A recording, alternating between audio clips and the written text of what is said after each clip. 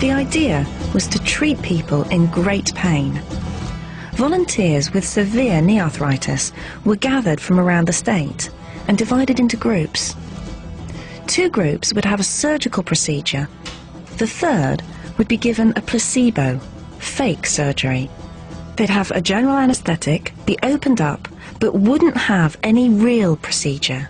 They would merely think they had. I had to meet the surgeon.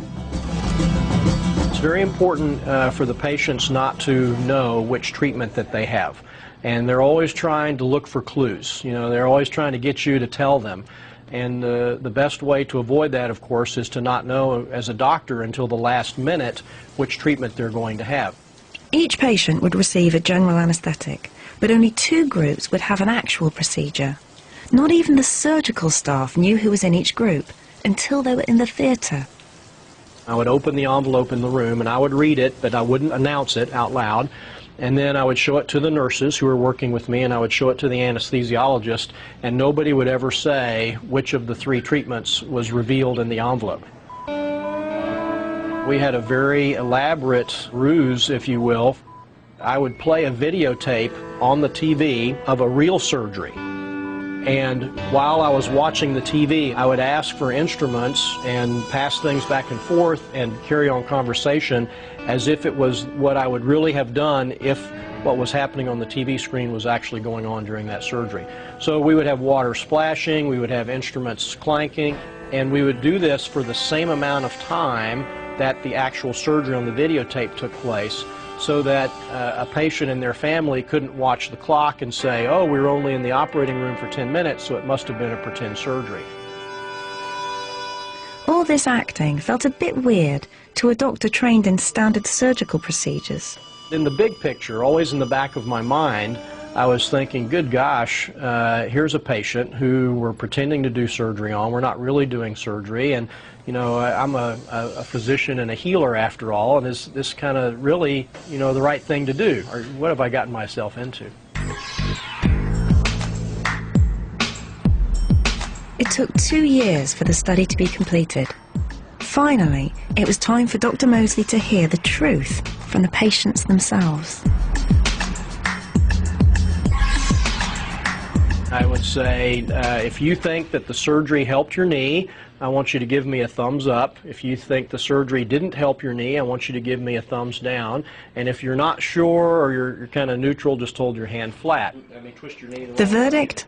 Success for every group, fake or genuine. Sham surgery had worked. The patients who had it were astonished. The response ranged from, "You've got to be kidding me," "I can't believe it," bewilderment, "There must be a mistake," because they all felt so strongly that something had happened to change what was going on inside their knee.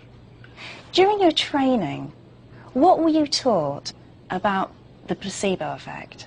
Nothing. I had no clue. I went from being a skeptic to a believer. I realized that we were really onto something. There are clearly cases where we do surgeries and it's as much or more the patient's feeling about the surgery that influences the result as the actual surgery itself.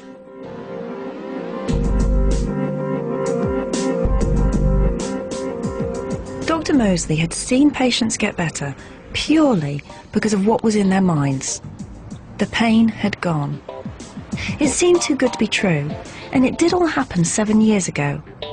I wanted to see one of the patients who'd been in great pain before having Dr. Moseley's surgery. I wanted to know whether the placebo effect could still hold.